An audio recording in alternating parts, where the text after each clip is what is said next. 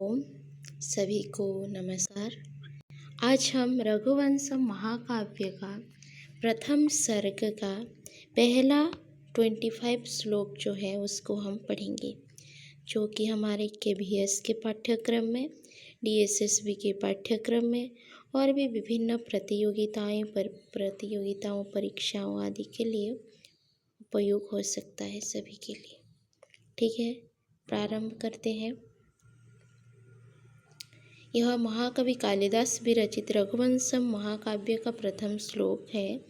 कवि ने इसमें अपने आराध्य शिव और पार्वती की वंदना की है, अतः यह श्लोक मंगलाचरण रूप है। वागर्थाविव संपृक्तौ वागर्थ प्रतिपत्तये जगतः पितरौ वंदे पार्वती परमेश्वरौ। वागर्थविव संपृक्तौ जगतः पितरौ पार्वती परमेश्वरौ वागर्थ प्रतिपत्तये वंदे इति अन्वयः। वागर्थविव इत्युक्ते वाणी और अर्थ के भांति, संपृक्तौ इत्युक्ते परस्पर मिले हुए संसार के पितरौ माता पिता पार्वती परमेश्वरौ गौरी शंकर को, अहम मीन्स मैं, वागर्थ प्रतिपत्तये वाणी और अर्थ की प्राप्ति के लिए, वाणी अर्थ प्रतिपत्तये प्राप्त के लिए वंदे वंदना करता हूँ। तो इसका अर्थ क्या हो जाएगा? शब्द और अर्थ के सदृश सदा ही परस्पर मिले हुए संपूर्ण विश्व के माता पिता पार्वती और शिव को मैं शब्दार्थ के समुचित परिज्ञान के लिए प्रणाम करता हूँ। शब्द और अर्थ सदृश सदा ही परस्पर मिले हुए, जैसे कि शब्द के अंतर्गत अर्थ रहता है, उसी तरह जो कि माता शिव एंड पार्वती दोनों भी मिले हुए हैं, हमारे संपूर्ण विश्व के पिता माता है दोनों, ऐसे हमारा पिता माता को मैं वंदना करती हूँ, प्रणाम करता हूँ, ऐसे बोल के कवि ने ये किए हैं। ये मंगलाचरण है, कैसा? नमस्कारात्मकम मंगलाचरणम है। व्याख्या फिर क्या दिया है? जैसे शब्द और अर्थ का नित्य संबंध होता है, उसी प्रकार जो सदा ही परस्पर मिलित रूप में रहते हैं, जो इस संपूर्ण विश्व के माता पिता है, उन गौरी महेश्वर की मैं वंदना करता हूँ। इस वंदना का मेरा प्रयोजन है कि मैं शब्द और अर्थ को भली प्रकार समझ सकूँ और प्राप्त कर सकूँ। यहाँ कवि बोल रहे हैं कि मैं भगवान को इसीलिए प्रार्थना कर रहा हूँ क्योंकि मैं शब्द और अर्थ का ज्ञान मुझे मिल सके। यह श्लोक इस महाकाव्य रघुवंशम का प्रथम श्लोक है। काव्य का प्रारंभ मंगलाचरण से होना चाहिए, अतः भगवान को प्रणाम के रूप में यह काव्य का प्रारंभ है। अस्तु। अनन्तरं संस्कृत व्याख्या। वागर्थविव संपृक्तौ नित्यमिलितौ जगतः संसारस्य पितरौ माता पितरौ एवं रूपेण अत्र अस्ति। अनन्तरं व्याकरणं किमस्ति? संपृक्तौ समुपसर्गपूर्वक पृश्च धातुक्त प्रत्यय संपृक्तौ द्वितीया एकवचने अस्ति। प्रतिपत्तये प्रति प्लस प्रति उपसर्ग पद धातुक्त प्रत्यय प्रतिपत्ति। चतुर्थी एकवचन प्रतिपत्ति। वंदे वंद लट लकार उत्तम पुरुष एकवचन वंदे। समास किमस्ति? वाक् च अर्थश्च इति वागर्थौ द्वन्द्वसमासः। माता च पिता च इति पितरौ एकशेष द्वन्द्वसमासः। परमाश्च सौ ईश्वरः इति परमेश्वरः। अत्र कर्मधारय समासः अस्ति। इतोपि किमस्ति? अत्र अनुष्टुप् छन्दः अस्ति। अनुष्टुप् छन्दस्य परिभाषा अपि अत्र दत्तम् अस्ति। अस्तु। अनन्तरं द्वितीयश्लोकं किमस्ति? क्व सूर्यप्रभवो वंशः क्व चाल्पविषया मतिः तितिर्षुर्दुस्तरं मोहात् उडुपेनास्मि सागरम्। सूर्यप्रभवः वंशः क्व, अल्पविषया मतिः च क्व, मोहात् दुस्तरं सागरम् उडुपेन तितिर्षु अस्मि इति अन्वय। सूर्यप्रभवः सूर्य से उत्पन्न, वंशः रघुवंश, क्व कहाँ, अल्प विषया थोड़े से विषयों वाली, मतिः बुद्धि, क्व कहाँ, मोहात मूर्खता, मोहात मीन्स मूर्खता के कारण, दुष्तरम कठिनता पूर्वक पार करने योग्य, सागरम समुद्र को, उड़ुपेन डोंगे छोटी सी नाव के द्वारा, तितीर्षु पार करने का इच्छुक, अस्मि हूँ। खतरा की मस्ती। सूर्य से उत्पन्न रघुवंश कहाँ और थोड़े से विषयों वाली मेरी बुद्धि कहाँ। अज्ञान के कारण मैं छोटी से डंगों से अत्यंत गंभीर समुद्र को पार करने का इच्छुक हूँ। तो यह रघुवंश मीन्स बहुत बड़ा ही काव्य है। रामायण का जो काव्य है उसके पूरा डिटेल्स होना चाहिए, ऐसा ही है। रघु का वंश है वो तो बहुत ही बड़ा विशाल ज्ञान होना चाहिए उसके लिए। और ये फिर सूर्यवंशी भी बोलते हैं ना, तो सूर्य से उत्पन्न रघुवंश तो कहाँ बड़ी विशाल है। और मेरा बुद्धि कितना छोटा सा है, जैसे कि एक समुद्र में एक डोंगी जैसे होता है, वैसा ही इस विशाल रघुवंश में मेरा बुद्धि ऐसे छोटा सा ही है। और फिर भी मैं उसको लिखने के लिए इच्छुक हूँ बोल के यहाँ कवि बोले हैं। उनका नम्रता यहाँ दिखाई दे रहे हैं हमको। भावार्थ कवि कह रहा है कि एक राजा दिलीप, रघु, दशरथ, राम आदि महनीय चरित्रों से सुशोभित और सूर्य से उत्पन्न हुआ महान रघुवंश है, और दूसरी ओर मेरी बुद्धि है जो बहुत ही कम विषयों के ज्ञान से संपन्न है। फिर भी अल्पज्ञानी मैं उस महान वंश का वर्णन करने का साहस कर रहा हूँ। मेरा यह कार्य बिल्कुल वैसा ही है जैसे अत्यंत गहरे और पार करने में अत्यंत ही कठिन समुद्र को कोई छोटी सी नौका से पार करने की इच्छा करे। उड़ुप छोटी सी डंगों को कहते हैं। यह सामान्यतः किसी बड़े पेड़ के तने को बीच से चीरकर और बैठने योग्य स्थान खोदकर बना ली जाती है। शांत झील आदि में इससे चलना सुकर है, किंतु ऐसी छोटी डोंगों से दुस्तर सागर पार करने की इच्छा करना तो मूर्खता है।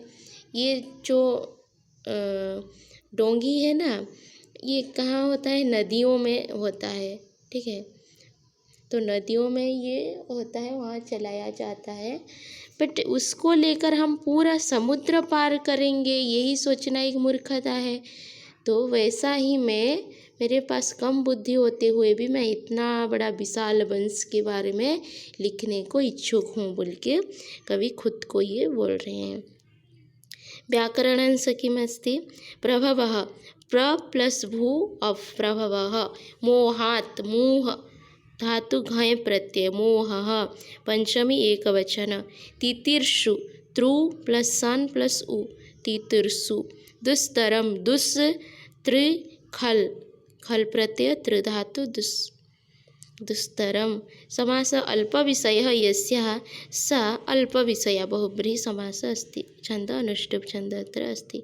तृतीय श्लोकम किमस्ति? इस श्लोक में कवि अल्पज्ञ होने पर भी अत्यंत उच्च कवि पद की अपनी अभिलाषा की उपहास्यता का कथन कर रहा है।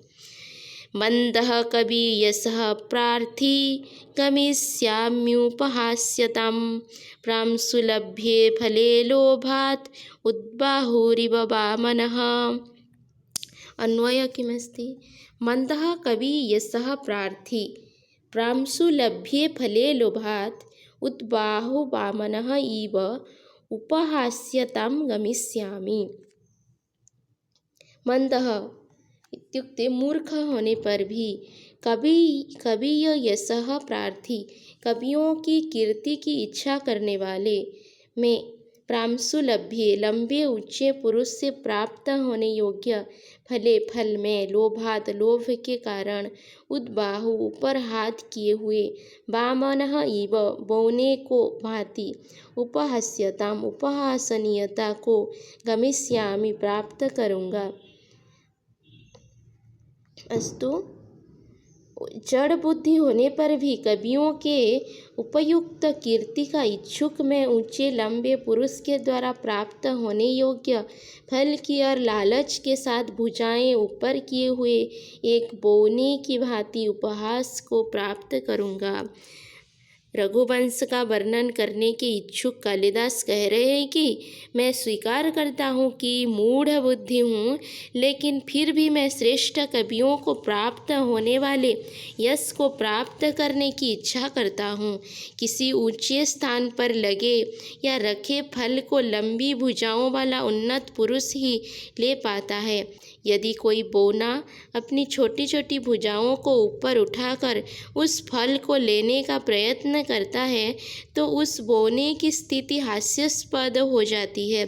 इसी प्रकार मैं भी मूर्ख होते हुए भी रघुवंश जैसी महनीय कुल के वर्णन से कभी प्रसिद्ध पालूं, ऐसी इच्छा करके सब लोगों के उपहास का ही पात्र बनूंगा। यह अर्थ है। व्याकरण से किम लोभात लुभ प्लस घय पंचमी एकवचनम लोभात उपहास्यताम उपहास्यण्यत उपहास्य प्लस तल उपहास्यता द्वितीय एकवचन लभ्यम लभ प्लस यत् समासः किम कवेः यशः इति कवि यशः षष्ठी तत्पुरुष प्रांशुना लभ्यम इति प्रांशुलभ्यम तृतीया तत्पुरुष तस्मिन् उन्नत बाहु यस्य सः उद्बाहु बहुब्रीहि समासः अत्र अपि अनुष्टुप् छन्दः अस्ति। प्रस्तुत श्लोक में कवि आशा करता है कि पूर्व कवियों का अवलंब लेकर मैं संभवतः यह कार्य कर लूँगा। अथवा कृतवाग्द्वारे वंशेऽस्मिन् पूर्वसूरिभिः मणौ वज्र समुत्कीर्णे सूत्रस्यैवास्ति मे गतिः। अन्वय अथवा पूर्वसूरिभिः प्राचीन कवियों के द्वारा कृत वाग्द्वारे वाणी का द्वारा खोल दिए गए अस्मिन इस वंश कुल में वज्र समुत्कीर्ण वज्र सुई से बेध दी गई मणौ मणि में सूत्रस्य इव धागे की भांति में मेरा गति ही संचरण अस्ति हो सकेगा। पश्यामः या ऐसा भी है कि प्राचीन कवियों के द्वारा इस वंश का वर्णन कर दिए जाने से मैं भी रघुवंश का कीर्ति कथन उसी प्रकार कर सकूँगा जैसे मणिभेदन करने वाले सुई से रत्न में छेद कर देने से उसमें धागा प्रविष्ट हो जाता है। कोई भी रत्न अपने मूल रूप में अभिद्ध होता है, किंतु वज्र नोक वाली सुई से उसमें छेद कर देने पर कोमल से कोमल धागा भी उसमें सरलता से प्रविष्ट हो जाता है। उसी प्रकार रघुवंश का वर्णन अत्यंत कठिन कार्य है, किंतु मुझसे पूर्व वाल्मीकि व्यास आदि उस वंश का वर्णन करके मार्ग खोल गए हैं और अब मंदबुद्धि होने पर भी मैं उसी द्वार मार्ग से रघुकुल का वर्णन कर सकूँगा। खुद में वो सेल्फ कॉन्फिडेंस लेकर आ रहे हैं कवि यहाँ पे इस श्लोक में। इस श्लोक के ब्याज से कालिदास ने अपने पूर्ववर्ती महाकवियों की प्रतिभा के प्रति भी अपना सम्मान प्रकट कर दिया है। इसी श्लोक के माध्यम से कालिदास एक नम्र भद्र एंड दूसरों को सम्मान करने वाले एक अच्छा व्यक्तित्व उनका दर्शित हो रहा है। इस श्लोक के माध्यम से सभी लोगों को सम्मान करना, सभी को याद करना, ये पूर्वजों को याद करना, ये इस श्लोक से हमको पता चल रहा है। व्याकरण अंश किमस्ति समुत्कीर्णे सम उत्कृक्त समुत्कीर्ण सप्तमी एकवचन गति ही गम प्लस तीन समास किमस्ति वज्रेण समुत्कीर्ण इति वज्र समुत्कीर्ण तृतीया तत्पुरुष छंद अनुष्टुप् छंद त्रयः अस्ति। अनंतरम किम श्लोकम प्रसंग प्रस्तुत श्लोक से कवि रघुवंश के राजाओं की विशेषताओं का विस्तृत वर्णन प्रारंभ कर रहा है, जो 5वें श्लोक से होकर 9वें श्लोक तक चलता है। 9वें श्लोक में आए रघुणाम अन्वयम बक्षी का संबंध 5 श्लोकों से जुड़ता है। सोऽहमाजन्मशुद्धानां फलोदयकर्मणाम् आसमुद्रक्षितिशानाम् आनकारथवर्त्मनां सः अहम् आजन्मशुद्धानाम् अफलोदयकर्मणाम् आसमुद्रिक्षितिशानाम् अनाकरथवर्त्मनां रघुणाम अन्वयम वक्ष्ये। सह वैसा मूर्ख अहम मैं कालिदास अजन्म शुद्धानाम जन्म से ही पवित्र अफलादय कर्माणाम फल प्राप्ति पर्यंत कर्मशील रहने वाले आ समुद्र क्षितिशानाम समुद्र पर्यंत पृथ्वी के शासक अनाकरथ वर्तमानम स्वर्ग तक रथ के मार्ग वाले रघुओं के वंश का वर्णन करूँगा। पश्यतु अत्र किमस्ति। मंदबुद्धि में कालिदास, मैं कालिदास मंदबुद्धि हूँ, पर रघुओं के उस वंश का वर्णन करूँगा जो कि उनका विशेषण है, जो कि जन्म से ही पवित्र थे। जो इस रघुवंश से जन्म से ही पवित्र है, मैं उसी रघुओं के वंश का वर्णना करूँगा। मैं मंद बुद्धि होकर भी मैं कर सकता हूँ। फल प्राप्ति होने तक क्रियाशील रहते थे, जिनको खुद का फल, जिनका लक्ष्य की प्राप्ति होने तक वो लोग कार्य करते रहते थे, वैसा रघुवंश है।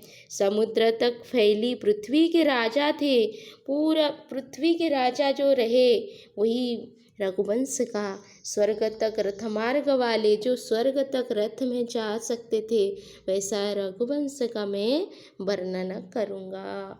रघुवंश का वर्णन करने से पूर्व कालिदास 5 श्लोकों में इस वंश के राजाओं की विशेषताओं का कथन करते हैं। वो कहते हैं कि रघुवंशी राजा जन्म से ही पवित्र थे। भारतीय ऋषियों ने व्यक्त की आंतरिक और बाह्य शुद्धता के लिए कुछ संस्कारों का विधान किया था। रघुवंशी राजाओं के गर्भाधान, जातकर्म आदि संस्कार सम्यक रूप से किए जाने के कारण वो जन्म से ही शुद्ध होते थे।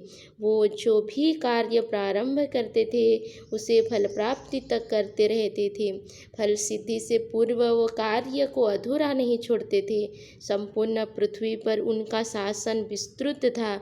उनके रथ का मार्ग स्वर्ग तक जाता था, अर्थात वो इंद्र तक के सहचर थे। इस श्लोक में कालिदास ने रघुवंशी राजाओं की पवित्रता, कर्मठता, चक्रवर्तित्व आदि गुणों का कथन किया है। व्याकरण अंश किमस्ति। शुद्ध, शुद्ध प्लस क्त, शुद्ध। उदय, उत् प्लस ई, अच्छे। उदय समास। जन्मनः आ इति आजन्म, मर्यादा अर्थ में अव्ययीभाव समास। क्षिते, ईशाः इति क्षितिशाः, षष्ठी तत्पुरुष, षष्ठी बहुवचन। छंद, अनुष्टुप छंद अस्ति। कवि रघुवंश की विशिष्टताओं का कथन कर रहा है। यथा विधि हुताग्नीनां, यथा कामर्चितार्थिनां, यथा पराधदण्डानां, यथा कालप्रबोधिनां।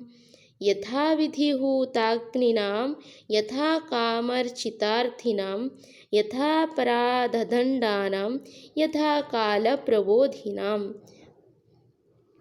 अहम मीन्स मैं, यथा विधि हुताग्नीनां, विधि के अनुसार अग्नि में हवन करने वाले, यथा कर्मार्चितार्थिनां, याचकों की इच्छानुसार सत्कार करने वाले, यथा पराधदण्डानां, अपराध के अनुकूल दंड देने वाले, यथा काल प्रबोधिनां, उचित समय पर जगने वाले अथवा जागरूक रहने वाले, रघुणाम, रघुओं के वंश को बख्शे कहूँगा।